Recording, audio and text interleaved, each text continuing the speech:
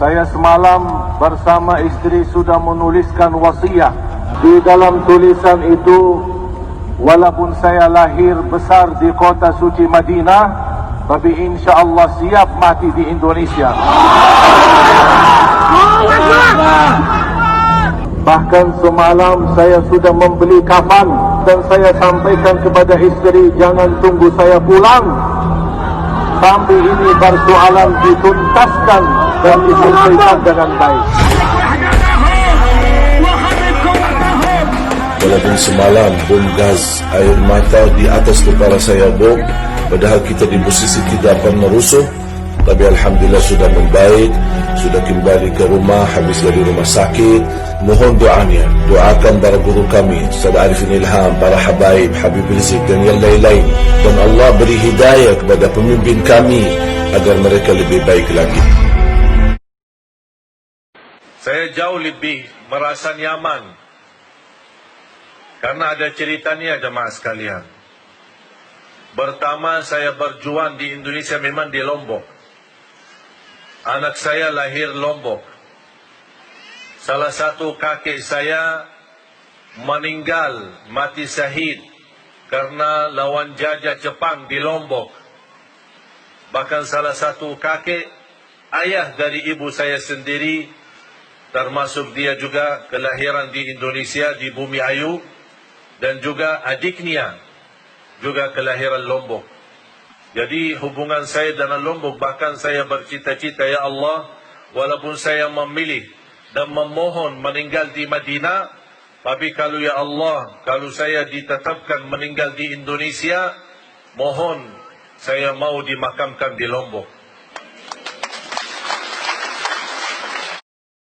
Allah menciptakan mati dan hidup untuk menuji kalian. Siapa di antaramu sebaik-baik amal, bukan sebanyak amal.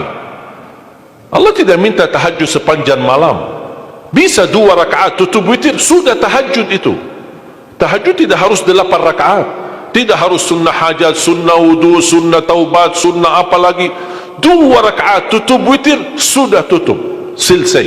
Ahli witir, ahli tahajud sudah cukup. Puasa Ramadan, kita selain bulan Ramadan diberikan kemudahan puasa Isnin Kamis. Kalau tidak bisa, 1 hari 1 minggu. Kalau tidak bisa pun 3 hari 1 bulan. Diberikan kemudahan, tidak diminta banyak, tidak dibebankan. Wallahi mudah apa yang diberikan oleh Allah dan Rasulnya, mudah diamalkan, tapi pahalanya amat dahsyat. Barang siapa, Rasulullah SAW bersabda, man sama yawman fi sabilillah ba'adahu Allahu anin nari mi'ata am. Barang siapa yang berpuasa 1 hari karena Allah, akan Allah jauhkan dari neraka 100 tahun. Ini 1 hari, bagaimana kalau 30 hari Ramadan? Bagaimana kalau bisa tambahkan salat sunnah-sunnah yang lain? Salat duha, kesempatan, tidak harus 8 rakaat, tidak harus 6 rakaat, tidak harus 4 rakaat, 2 rakaat, dan tidak harus dibaca wasyamsi wa duhaha. Banyak jemaah curhat kepada saya, keluhannya apa? Saya tanya, saya ingin salat duha, tapi susah, saya tidak bisa hafal wasyamsi wa duhaha dan wadduha wal laili idza saja. Masa gara-gara tidak hafal wasyamsi wa duhaha wa duha tidak salat duha? Walaupun tidak hafal, mohon maaf, hafal qulhu, baca qulhu. Rakaat pertama qulhu, rakaat kedua tak apa-apa, qulhu lagi. Asal duha terjaga. Betul? Witir jangan lewat 1 malam tidak witir. Walaupun tidak tahajud. Iman sah witir tambah tahajud. Boleh witir walaupun tidak tahajud. Boleh witir walaupun tidak salat malam. Saya punya kebiasaan, habis Isya sunnah ba'diyah, habis itu 3 rakaat sunnah witir, 2 rakaat muqaddimah witir, salam, baru 1 rakaat witir, sudah selesai. Saya beraktivitas kembali, ada jadwal, ada ini, apa kemana saya pulang ke rumah istirahat. Kalau saya bangun tahajud, saya bisa tahajud, belum azan subuh saya masih bisa laksanakan tahajud, tapi tidak boleh witir lagi karena sudah witir duluan, sudah selesai. Rasulullah SAW bersabda, inna allaha witir, yuhibbul witir fa'autiru. Allah maha witir, Allah cinta witir, jagalah witir. Amirul Mukminin Umar bin Khattab ketika ditanya, kenapa wahai Amirul Mukminin suka witir sebelum tidur? Kata beliau, saya khawatir meninggal dunia dalam keadaan tidur belum witir. Salat witir, kalau tidak berkesempatan salat malam tidak apa-apa, tapi sudah namamu tertulis ahli witir. Kalau bapak-bapak, ibu-ibu yang sudah biasa bangun tengah malam, suka bangun tahajud, sudah terbiasa, tak apa-apa, boleh witir belakangan.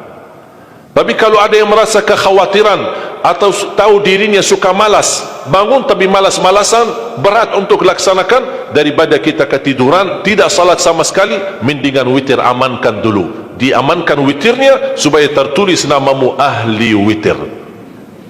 Kalau sempat tahajud syukur, tidak sempat alhamdulillah sudah tertulis nama kita ahli witir. Termasuk baca Quran, sedekah subuh, termasuk amalan yang sangat mudah tapi sangat terbaik dan agung manfaatnya, bahkan dahsyat balasan Allah.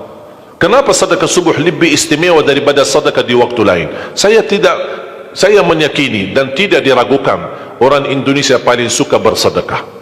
Setiap majlis ta'lim, setiap ada acara kegiatan, majlis ta'lim atau kota amal di waktu Jumat, dimanapun ada orang Indonesia pasti suka bersedekah, beramal saleh, mengisi kota amal. Tapi yang perlu diperhatikan pertama sedekah subuh. Kenapa sedekah subuh lebih istimewa? Karena ada malaikat yang Allah turunkan, tugasnya cuma satu, mendoakan orang yang bersedekah di subuh hari. Siapa yang tidak mau doa malaikat? Yang kedua, di subuh hari selalu kita bersedekah, termasuk di waktu subuh maupun di waktu lain. Sering saya memperhatikan jarang jamaah menggunakan doa sesudah sedekah. Padahal doa sesudah sedekah atau sedekah disertai doa dahsyat, bahkan doa terjamin makbul. Saya harap mulai hari ini sudah siapkan kota amal di rumah. Bapa punya satu, istri punya satu, anak-anak masing punya satu. Apa itu botol, apa itu kaling, apa itu kotak, terserah. Setiap waktu subuh sebelum beraktivitas, isi sedekahnya. Kalau bisa isi disertai doa, pasti banyak hajat bapak ibu. Ya Allah, dengan berkah sedekah ini sembuhkan kedua orang tuaku kalau sakit. Ya Allah, dengan berkah sedekah ini sembuhkan penyakitku, sudah lama saya menderita sakit belum bisa sembuh. Ya Allah, dengan berkah sedekah ini karuniailah kepada aku dan keturunanku menjadi penghafal Al-Quran. Ya Allah, dengan berkah sedekah ini berikan kemudahan bisa ke tanah suci haji dan umrah dan ziarah Nabi Muhammad sallallahu alaihi wasallam. Ya Allah, dengan berkah sedekah ini anakku sedang ujian, termasuk anak-anak, ajarin anak isi sedekah, anak doa, ya Allah saya lagi ujian, mudahkan ujian saya. Ya Allah, dengan berkah sedekah ini titipkan pahala sedekahku untuk kedua orang tuaku. Itu juga boleh, tetapi tolong disesuaikan. Jangan sedekahnya koin-koin tapi doanya sampai terbit matahari. Malu sama Allah. Kelamaan kata malaikat doanya, padahal sedekahnya teng teng teng. Kalau saya usulkan, satu kali sedekah, satu kali hajat. Termasuk anak-anak muda yang sedang melamar kerjaan, isi sedekahnya, ya Allah mohon dengan berkah sedekah ini mudahkan lamaran kerjaan saya supaya diterima, menjadi kerjaan yang membawa rezeki yang halal.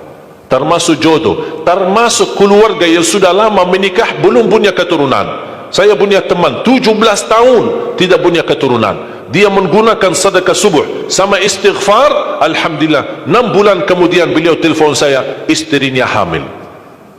Saya sendiri 13 tahun tidak punya keturunan, secara medis normal, sehat, tidak ada masalah, 13 tahun tidak punya anak. Saya menggunakan rutin sedekah subuh, alhamdulillah diberikan oleh Allah Subhanahu wa taala 3 anak. Kalau istri baru 1. Dahsyat manfaatnya sedekah subuh untuk hajat kita. Kapan saja bapak ibu bersedekah, jangankan hanya sedekah subuh, kalau bisa sedekah subuh menjadi amal ibadah yang tetap. Selain sedekah subuh, kalau anda gunakan sedekah dimanapun, termasuk di hari Jumat, isi kota amal, jangan lupa disertai doa, sebutkan hajatmu. Siap?